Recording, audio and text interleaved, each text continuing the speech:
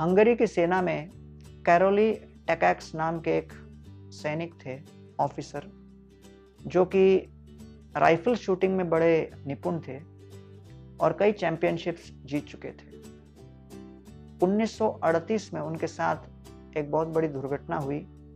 गलती से एक ग्रेनेड उनके हाथ में फूट गया, जिसके कारण उनका दायां हाथ नष्ट हो गया।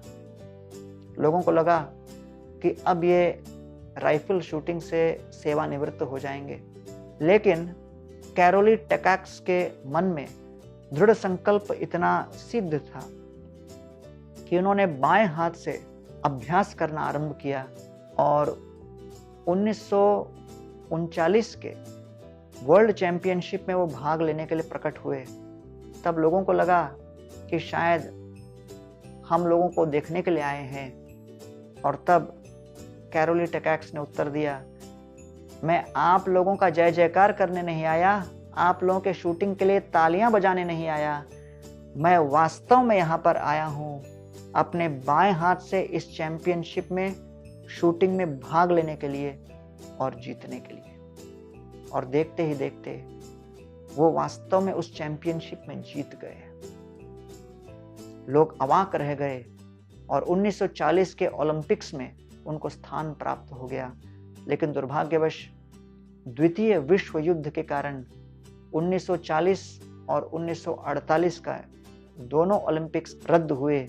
लेकिन कैरोली टैकाक्स ने अपना अभ्यास नहीं छोड़ा, निरंतर अभ्यासशील रहे और देखते ही देखते 1948 का जब ओलंपिक्स खेला गया, उसमें उनको राइफल शूटिंग में गोल्ड मेडल प्राप्त हुआ और तत्पश्चात 1952 के ओलंपिक्स में भी उनको स्वर्ण पदक प्राप्त हुआ। इस प्रकार कैरोली टैकाक्स ने दृढ़ संकल्प की शक्ति का प्रदर्शन करते हुए हम सभी के समक्ष एक ज्वलंत उदाहरण प्रस्तुत किया कि इस जगत के किसी पद को प्राप्त करने के लिए व्यक्ति इतने वर्षों तक दृढ़ संकल्प रह सकता है, तो फिर क्या हम भगवान के चरण कमलों की नित्य सेवा प्राप्त करने के लिए अपने जीवन में कुछ संकल्पबद्ध प्रयास नहीं कर सकते?